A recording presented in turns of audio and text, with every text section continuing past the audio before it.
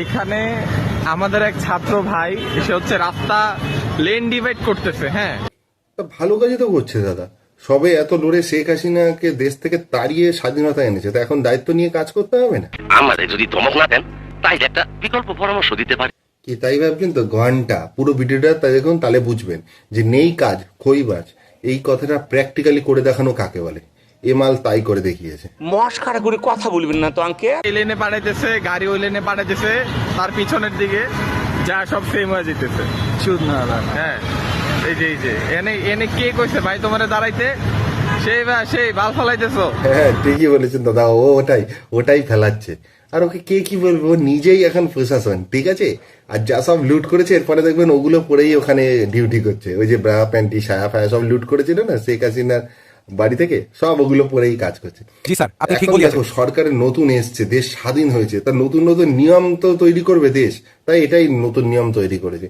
One ওয়েতে দাঁড়িয়ে রাস্তা আলাদা করছে দুটোর, কিন্তু রোড একটাই, আবার পেছন থেকে গিয়ে মিলে যাচ্ছে। তা কি চেষ্টা তো করছে, মানে কি হলো কিচ্ছু না, দাঁড়িয়ে দাঁড়িয়ে লোককে শুধু শুধু বিরক্ত করছে আর কিচ্ছু না। তবে দাদা আপনি যাই বলেছেন কিন্তু এক ঘর। যদি এরকম বিভিন্ন স্বাদের মিমস দেখতে হয় তাহলে চ্যানেলটা অবশ্যই সাবস্ক্রাইব করে দাও এখনই।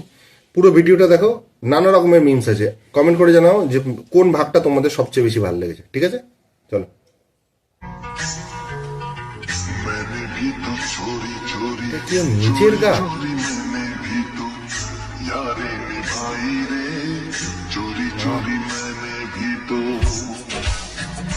হ্যাঁ, আপনি মনে হয় সেলুনে শুয়ে আছেন নাকি? উঠুন উঠুন, গা ঝাড়ুন। শালা নিজেরই গা মনে হচ্ছে। এ কার গায়ে এত চুল হয়? এ দুধের বোটা পর্যন্ত দেখা যাচ্ছে না এর। বলেন কি ভাই, এখানে কয়েকটা হরিণ, 4-5টা গন্ডার আর 2-3টে যদি বাঘ ছেড়ে দেওয়া যায়, আর নাভির ভিতর জল দিয়ে 4-5টা কুমির আর অনেকগুলো মাছ, এটা পুরোপুরি একটা অভয়ারণ্য ঘোষণা করে দেওয়া যাবে একে।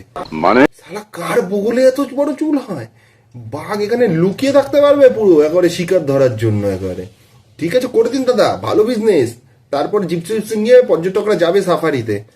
আর এর মুখটা যদি এরকম হতো, পুরো 16 কলা পূর্ণ হতো একেবারে, মাথা থেকে পা অব্দি সব জায়গায় যাতায়াত করা যেত একেবারে। প্রসেনজিৎ দেবের আস্তে আস্তে মুছে যাচ্ছে। এখন বাজারে নন্দিনী দি, ফোন পে পরোটা, মিষ্টি দি, কালি দি, এগুলো কেন হচ্ছে তোমার কি মনে হয়? এগুলো বাংলা সিনেমা মানুষ দেখছে না এখন, কারণ মোবাইলে সব এসে গেছে। সিনেমা হলে কি করতে যাবে? Cinema flop. ওরে আমার বাংলা সিনেমার উত্তম কুমার রে, ওরে রে। আরে ভাই শোনো, এই যে মোবাইলে সব আসে না, ওটা ওটিটিতে আসে। আর তুমি যেটা মোবাইলে দেখো ওটাকে পানু। হ্যাঁ তাই বলে।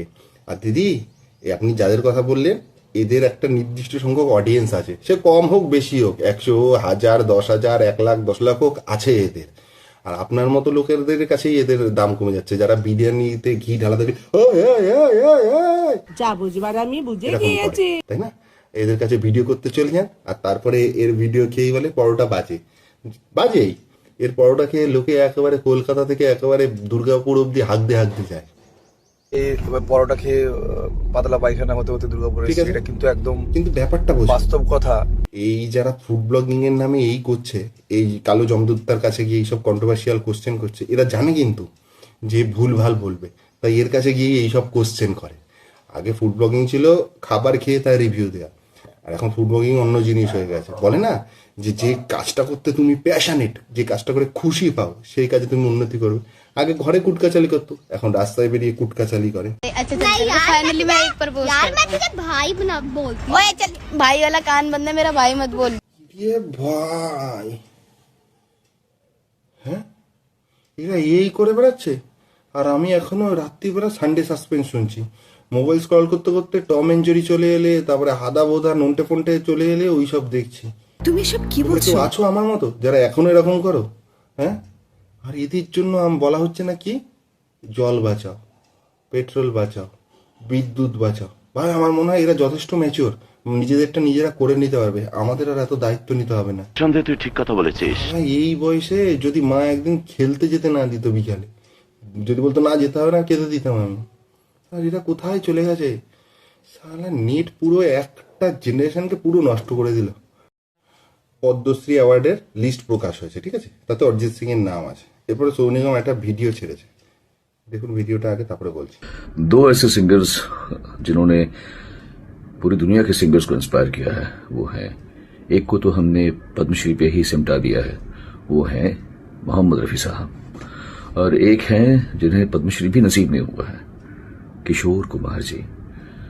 पश्चिम इसलिए वो मिल रहे हैं ना, और जो हैं भी उनमें से अलका याग्निक जी, इतना लंबा और कमाल का करियर रहा है, হ্যাঁ, যাদের নাম कुछ नहीं বলছে मिला अभी तक।